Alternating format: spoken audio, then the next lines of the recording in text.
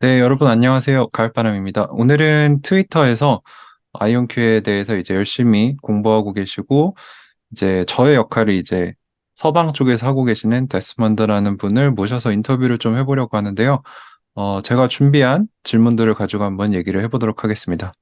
Hello, Desmond. Hi, hello, Sean. It's great to finally talk to you. Yes. It's great to finally meet you. I'm a big follower of your YouTube. You do such a great job. A Uh-huh. lot of people just take information and kind of repost it or Mm, whatever, but you actually take it and really synthesize it and make it accessible to everyone. Before we get started, I know who you are, but most of the viewers on my channel might not. So could you give us a brief introduction of yourself? Sure. My name is Desmond, and I'm very interested in investing. I'm what you would call a retail investor. I take the time and the effort to really look through and analyze companies to see what investments are make the most sense to me, that are exciting and they're going to have great returns. My background, I'm a military veteran. Yeah, so I was in the Navy. My specific position, I worked with communications technology. Mm-hmm. Once Mm-hmm. I finished that, I went to graduate school, and then after graduate school, I started working as a business administrator. And can I ask you about roughly how many stocks you have, or roughly I like? don't think I don't think I'll disclose some of the stocks. Yeah, I Okay, don't think okay, okay, that's fine. it's I'll say that it's a lot. It's enough so that you'd be like, well, that's not very wise. Ah, okay, okay, very similar to Like, mine. yeah. Mine. There's no balance. It's a very concentrated portfolio, and Mm-hmm. I'm very confident in this company. Mm, okay, I okay, yeah. It is, and I'm mm-hmm. just going to keep adding. I just Okay. think that the yields, Mm-hmm. with this every year, it's going to be disproportionate. So yeah, Mm-hmm. I'm very happy to keep adding. I had a question about your background. So, do you have any degrees or any backgrounds related to the quantum computing, or how did you get No, I do interested not. in the quantum No. Yeah, computing? I mean, I have a background in information technology, Okay, but that's a I don't little think bit related. a little bit for IonQ, the applications to enterprise, Hmm. that movement to enterprise and data centers and all that. Hmm. The partnerships with Dell. I think Hmm. that's something that I feel comfortable with, Hmm. evaluating. But the tech, the physics and the chemistry, no. You shouldn't feel Hmm. defeated or disappointed or be like, that's not for me. That's not the case. If you Hmm. really again, you do your research, you Hmm. read the S4, the 10Q, the any documents Hmm. from the SEC that the Yes. company, you actually take the time to read that. Most people Hmm. don't read that, Sean. They just don't read Yes, that.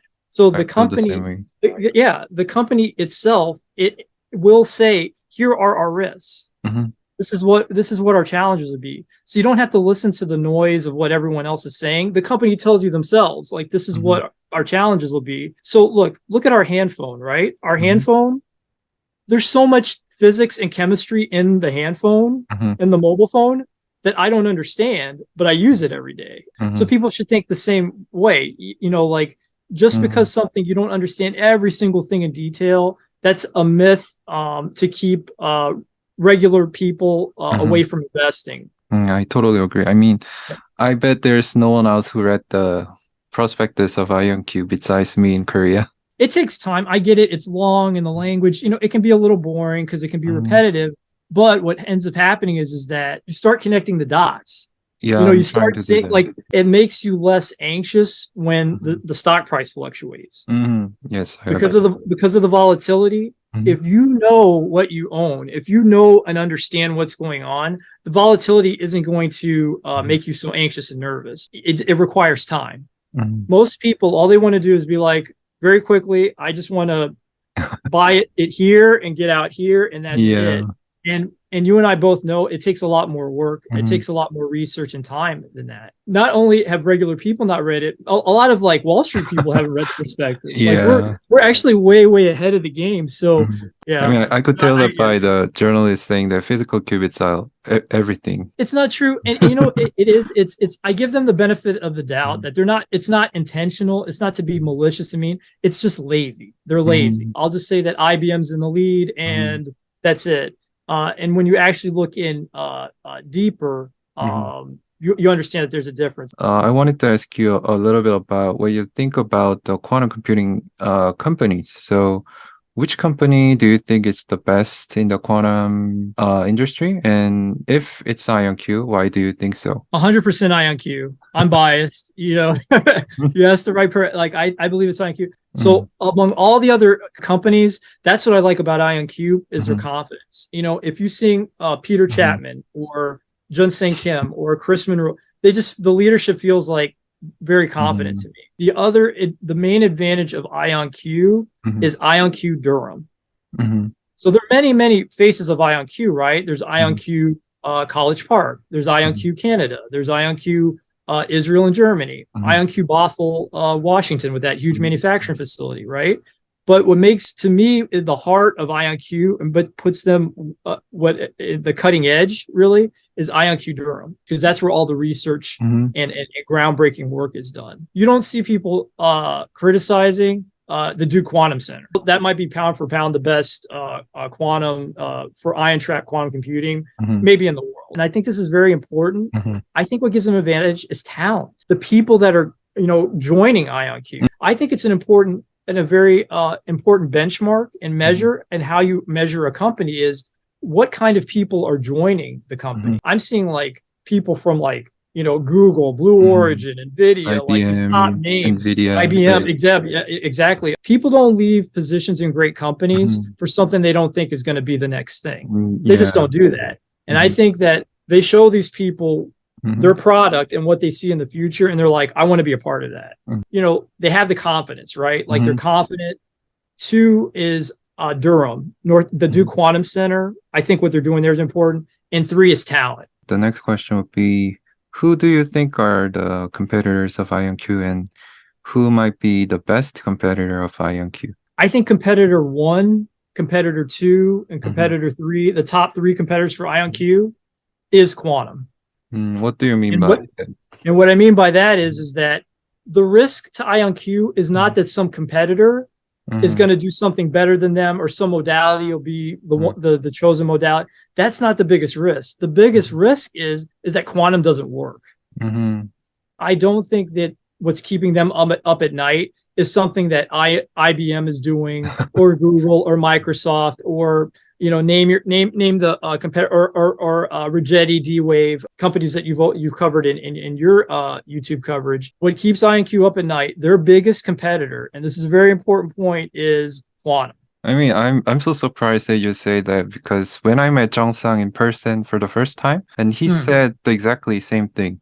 He said the only competitor of IonQ is classical computer.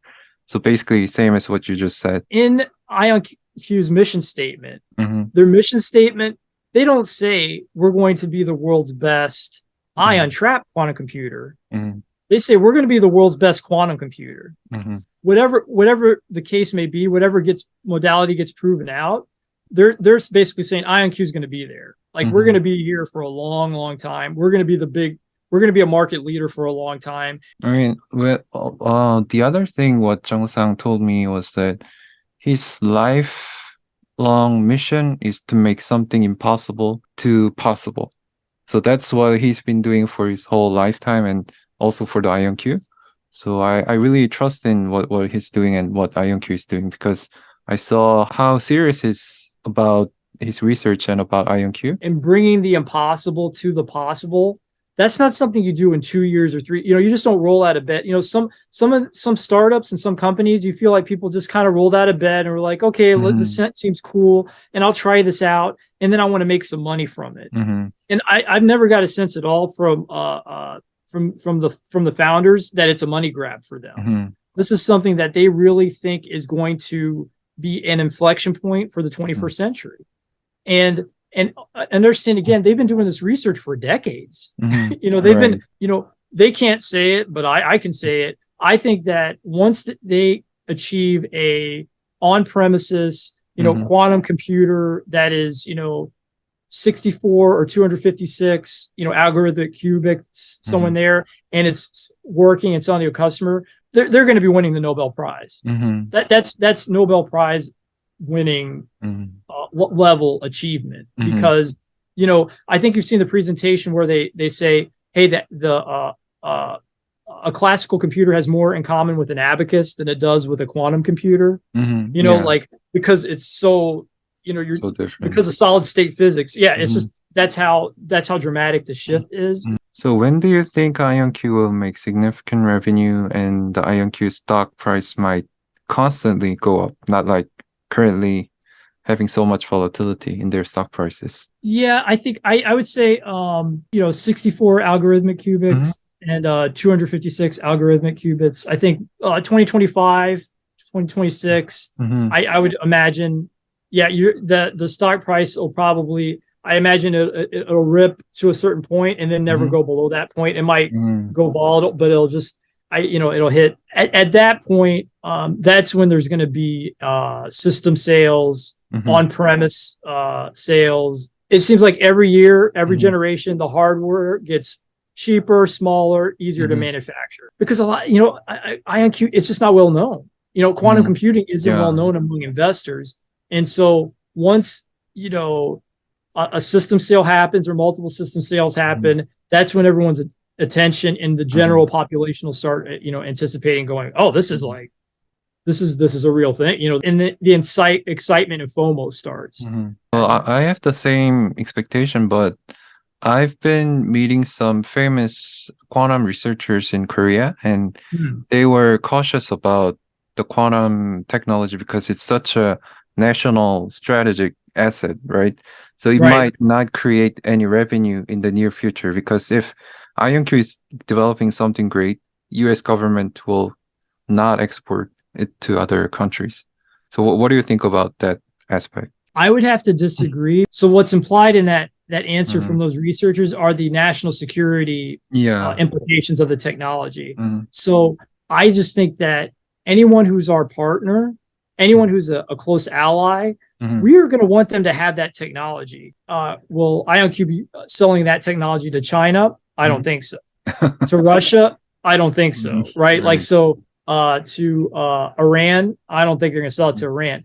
But a viable, is a partner of the US, I think they're going to be sharing that technology, and it's going to be on premise. And why I know that's going to happen is, Jun-Sang Kim has spent a lot of time in South Korea talking, and I don't think he's just going there for just speeches. I think there's serious deals happening, and I think it's sensitive. So adding to your opinion, do you have any guesses on who might be their first customer as buying the complete quantum system, which will be happening in 12 or 18 months from now? Oh, that's such a great question. That is a great question, because it would feel like it would be a government agency. So either the United States government or foreign government, like that would be the first system sale, because they had mentioned that, that the people who are interested in buying systems, they wanted two. So for anyone who has the ability to make two system sales, two 9-figure, each one is like 9 figures. So to buy two of those, I think it has to be someone who has very deep pockets. And so I would imagine it's, my vote would be for, either the United States government or foreign government. Here's the thing. So anyone who is overly reliant on high performance computers, so HPCs, so high performance supercomputers. So that would be like energy, oil and gas, healthcare, biotech, finance. So any in that group that use high performance computers would be interested in quantum computing. I and Korean investors wanted to know how American investors perceive about quantum industry. Like you mentioned before that not many people in America know about quantum computing, right? So what's the reality in America? It's just not well known. It just isn't well known.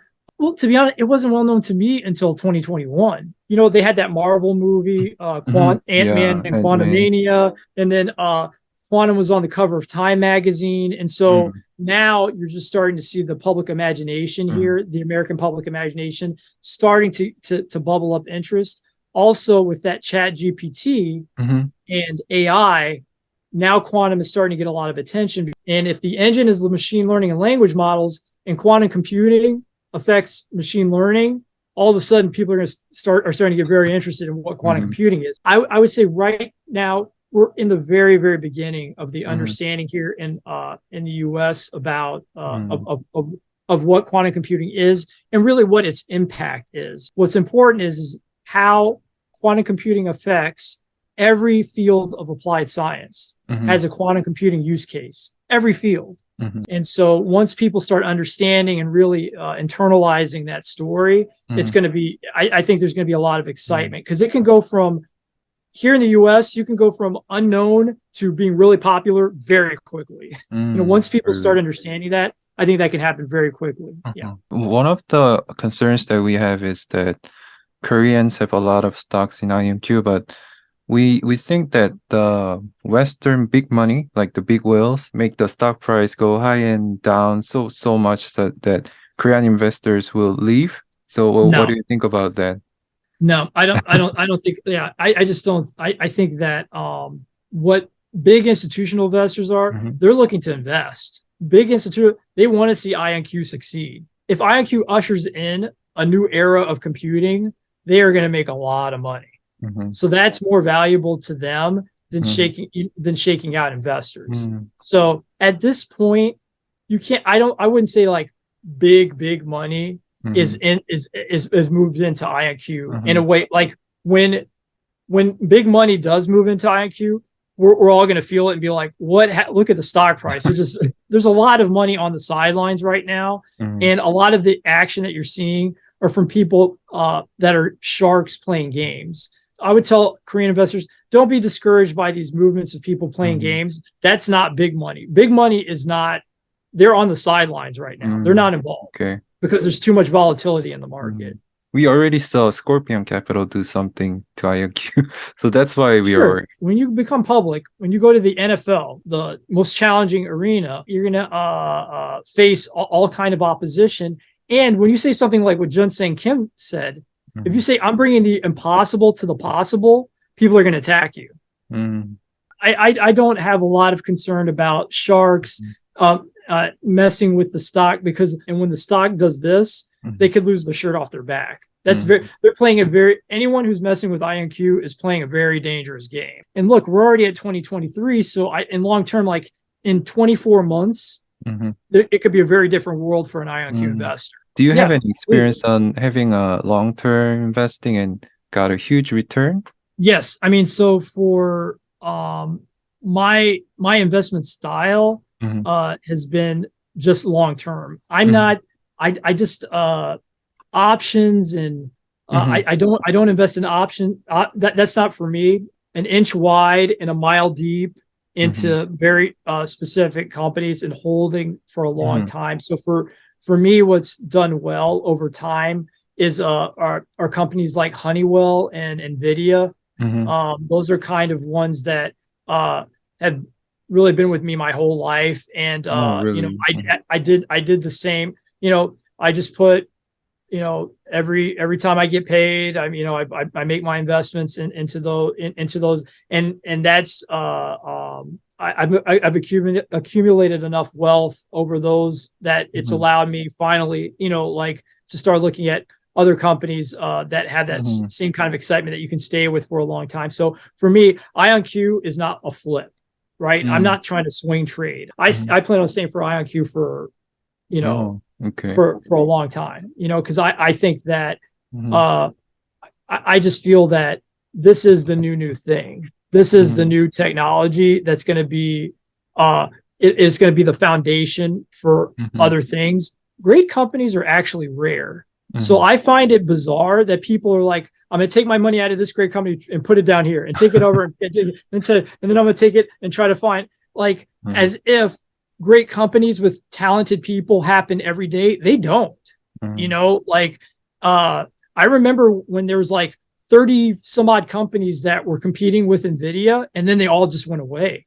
And NVIDIA was the only one left. If you want to accumulate wealth, I think it's a different game. It's a different strategy. And that requires putting a lot of money into companies that you have a lot of confidence in and letting them execute and sitting on your hands. When you're in the public markets, you're dealing with the smartest, ruthless, challenging environment in the world. You're really competing because it's a trade, right? You're making a trade. Every time a trade is made, someone thinks someone else is smarter.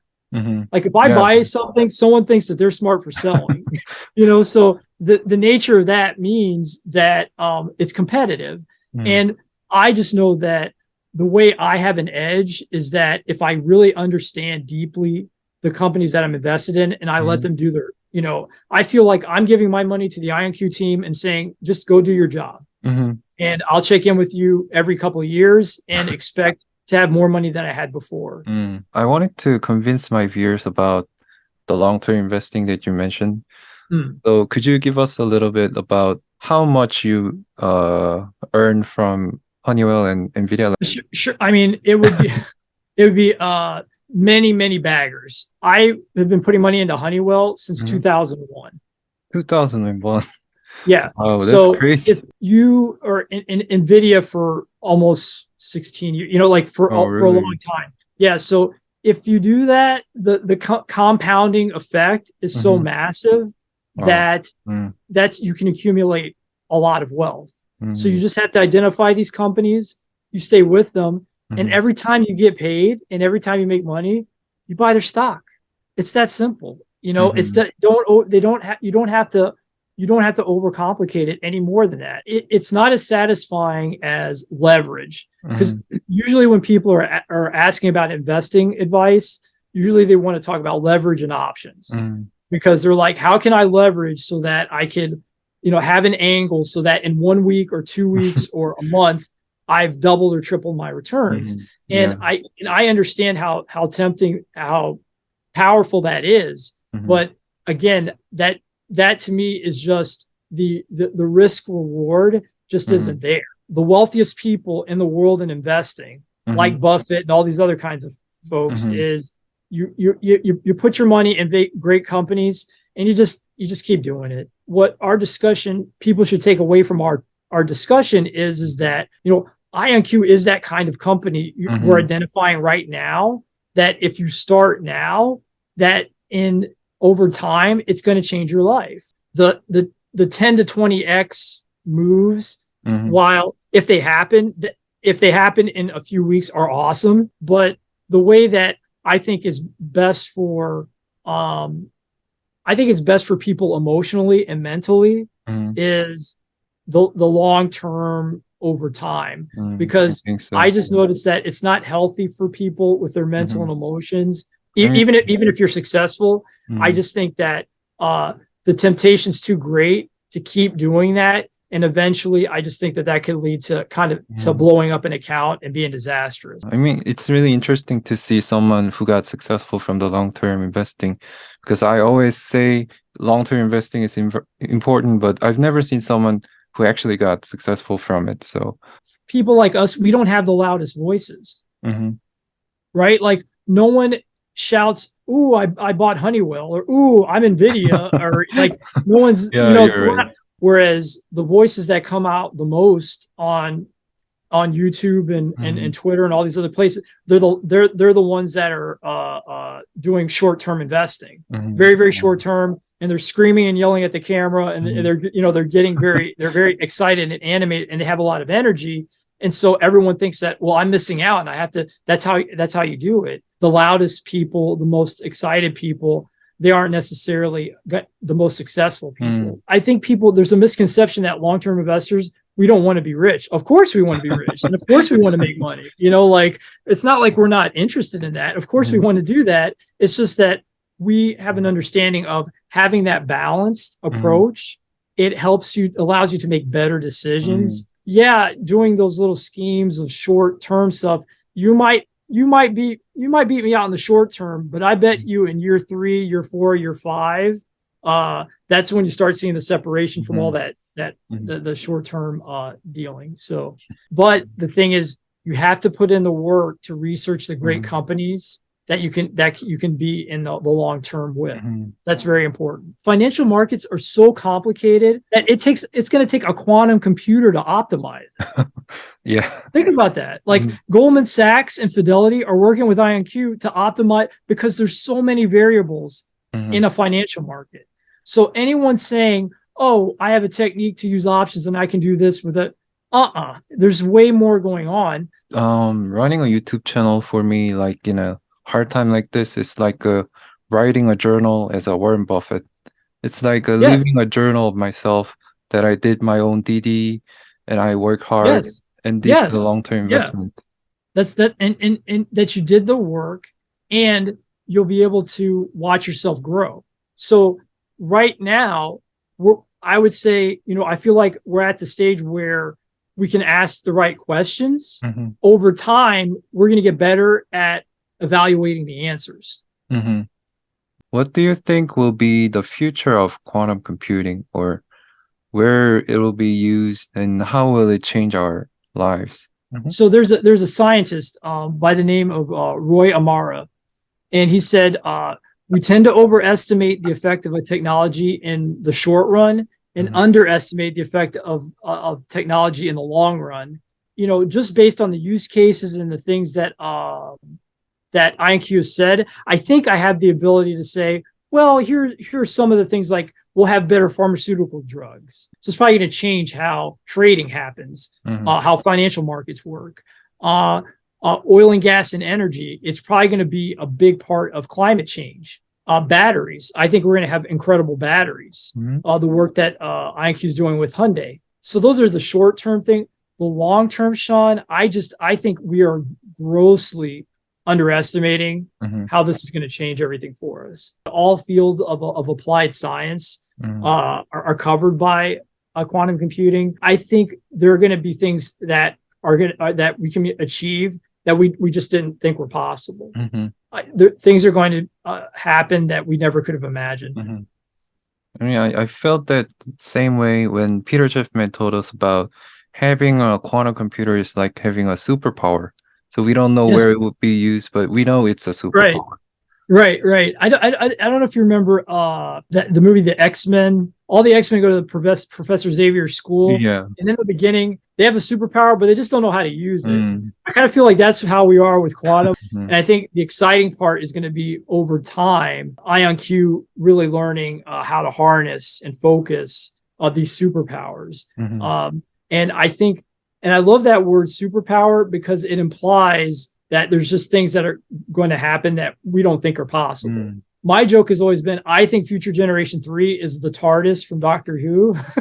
Like, I thought, it's something like beyond, really beyond our imaginations, because once you start being able to harness the power of quantum mechanics and quantum physics and electrical engineering and computer science, and all these disciplines start, coming together, and you can control these powerful disciplines, it's going to be shocking, really.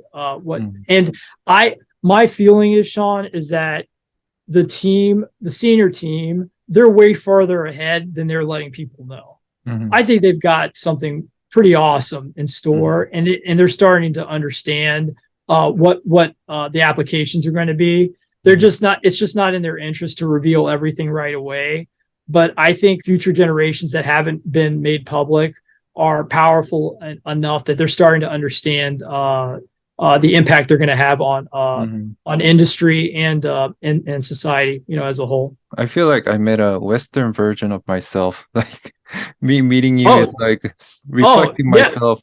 Oh yeah, no, I can talk. Like, that's why when I was like, I was so excited to talk to you. Appreciate about what you do, Sean, is that you're really doing a lot of the intellectual heavy lifting, right? The intellectual thinking that's important and necessary for this technology. Just looking at the world's reaction, look how the world reacted to that ChatGPT. That's just a chat bot. It's crazy.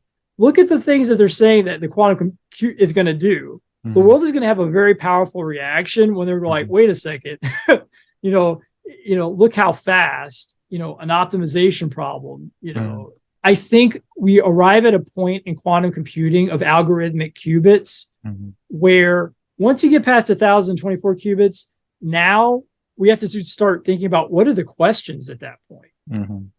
Now you start integrating philosophy and all these other kind of things into it, because it starts reaching these kinds of whole other level of meaning, really, and value. So that last question, Sean, is the question: is what are going to be the impacts? So everyone's kind of waiting now, saying, can they do it? Can they not do it? Can they do it? Can they not? Will quantum happen? What is quantum? How? So that's really where everyone's kind of wrestling with now.